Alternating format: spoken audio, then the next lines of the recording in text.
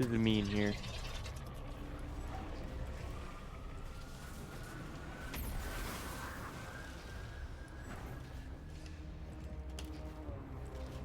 I'm really glad that it worked for you, because then I got to help. I got to do something cool. Did get to help. And now if you need a reference, I can actually be one for you. Yeah.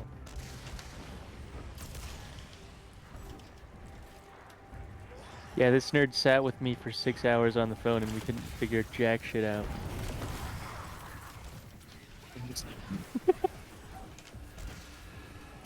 You mean No, I'd he say, couldn't figure jack shit out?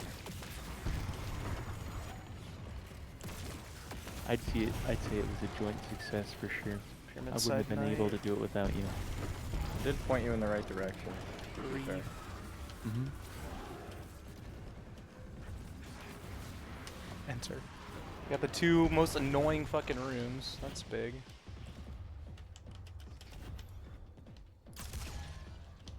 It's actually pretty cool too. Check this out.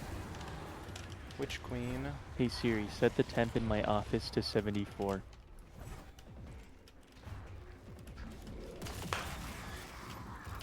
That's cool.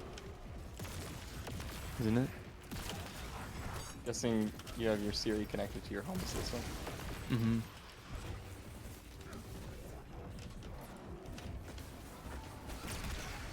This. So cool. Does your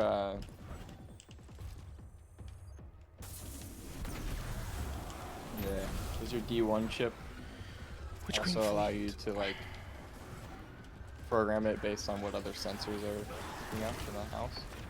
Yeah, it does, which is awesome because I'm planning on getting some humidity sensors and B, some temp sensors for like where we sit and stuff.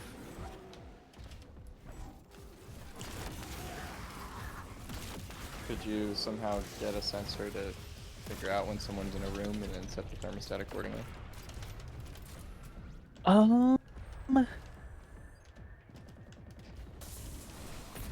Honestly, I think the closest you could get would be... AP Fleet Witch Queen. The thing is there's really not a lot of hardware that exists to detect that kind of thing. So you have a couple options. You could either program a movement sensor for the rooms and have it based on the movement sensor. Or you could have it so you tap a NFC thing with your phone when you enter a room or want the air to be recognized as you being in that room for a while, which would be kind of a pain in the ass. You would never remember to do it. I don't see any other way though, because there's really no like near field connection way of detecting people with just their phone or anything that would be on them. Give. You could set up like Bluetooth nodes in each room and then write code that would detect the strength of the signal, but that would be really janky and unreliable. Yeah, that makes sense.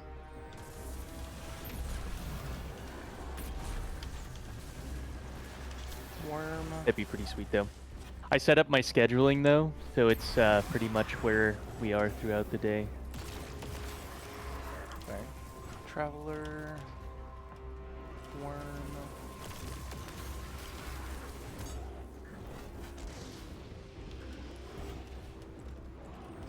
I also was working on getting my sprinkler system set up with my home kit. Okay. But I need to get it reset tomorrow. Kill.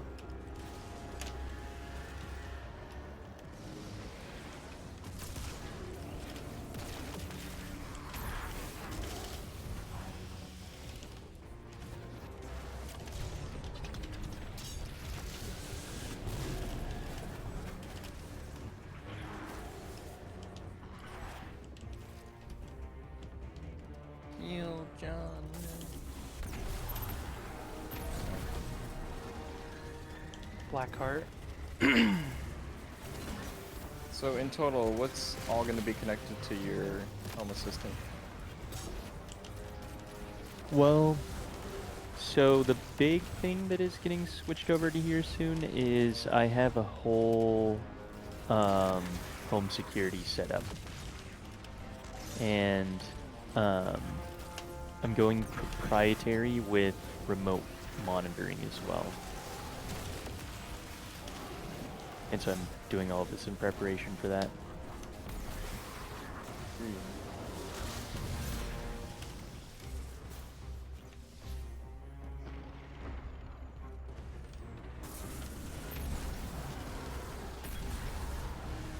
Blackheart love. But quite a few purposes. So also I want to set up a NAS on this. So I have this Raspberry Pi and I can just hook up hard drives to it and use it as a NAS really easily. Blackheart love. Nope. And then I don't know, I just want to have all of my home automation shit done. I already have like my lights are on it and stuff like that. Blackheart love. That's cool.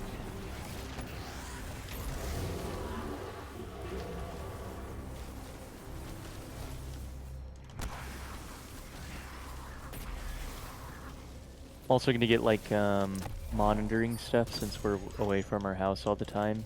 So I'm gonna get like flood sensors and all that kind of stuff.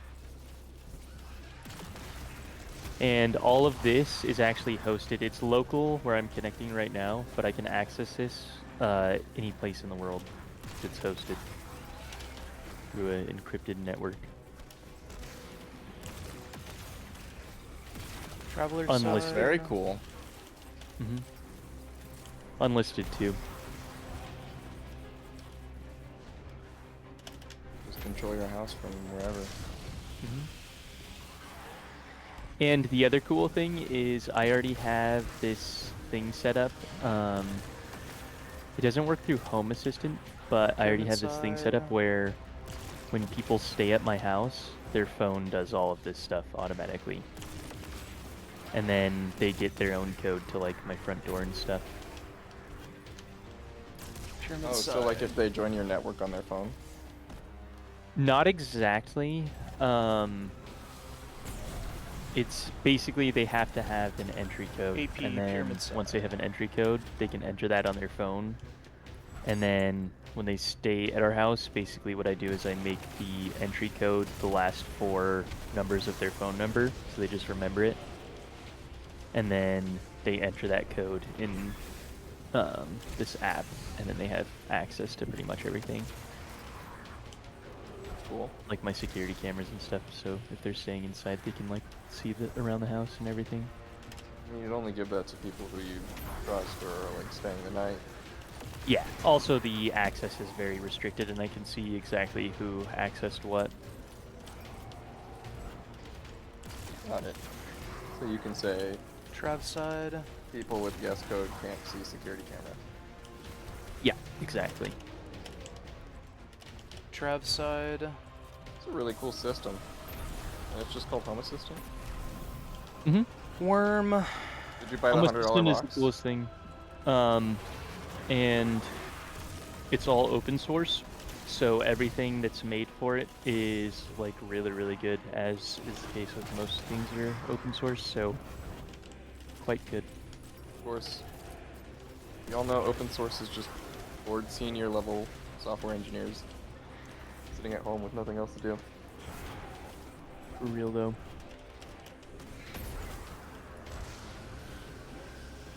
Very cool if you haven't ever checked it out. Brain.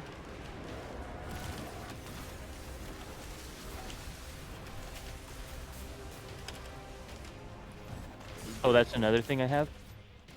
I have spotlights around my house.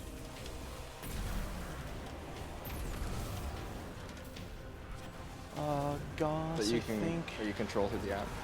Mm-hmm. So I have one that's next to my garage, I don't even and then I remember. I think have it's one mid-last. on the side of my house, and then I have a really, really bright front door light. Goss. AP. You got Worm. green, right? Yes!